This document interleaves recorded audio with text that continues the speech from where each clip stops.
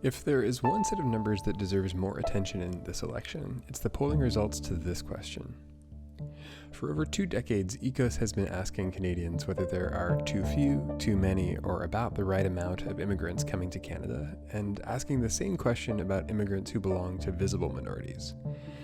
The premise of the second question is odd, but since pollsters have been asking both questions for decades, it's one of the few ways we have to measure how racist we are as a country and whether that's changing. From 2013 to 2019, the number of people who said there were too many visible minorities immigrating rose just 2%. Not a huge jump overall, but it's now the first time that opposition to immigration of visible minorities is higher than opposition to immigration in general, though barely. Here's where it gets more interesting and worrying.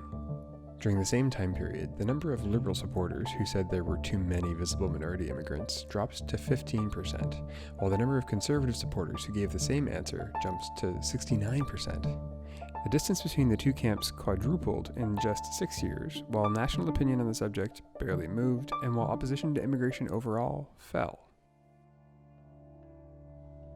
This is not how politics usually works, but from what I've been reading, it seems to be how polarization begins. It's normal for politicians of different stripes to disagree strongly on some policy issues, and it's probably even normal in most democracies to say that most political opponents don't really like each other. It's not normal for voters to disagree and dislike their opponents as strongly as politicians do, and when that begins to change, society starts to polarize. Citizens begin to see their views as part of a larger identity, like liberal or conservative, with little room for flexibility.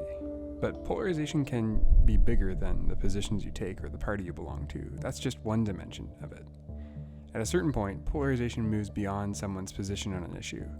Those positions get rigid, and the more rigid our positions and groups become, the more polarization becomes about publicly questioning and attacking the other side's identity. Whether that's someone's skin color, gender, politics, or a mix of those things. It's hard to know exactly how polarized we are as a society, but there are plenty of signs that we're already well on our way to a polarized Canada. According to a survey by Abacus Data, 1 in 4 Canadians now say they hate their political opponents. A solid majority of respondents to a 2014 ECOS poll agreed that if present trends with income inequality continue, then they wouldn't be surprised to see violent class conflicts. Polarization is less about what you stand for and more about who you choose to stand with.